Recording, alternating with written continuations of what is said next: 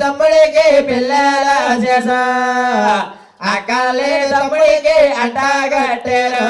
పెద్ద బావ గారు ఇది మన సాటి రాజులకి మర్యాద కాదు, ఈ సాటి రాజులకి ఇలవరసా కాదు, మన సాటి రాజులకు ఇలవరసా కాదు, మీ సాటి రాజులకు ఇలవరసా కాదు, మన సాటి రాజులకి మర్యాద కాదు, మీ సాటి రాజులకి ఇలవరసా కాదు, మన సాటి రాజులకు మర్యాద కాదు, మీ సాటి రాజులకు ఇలవరసా కాదు.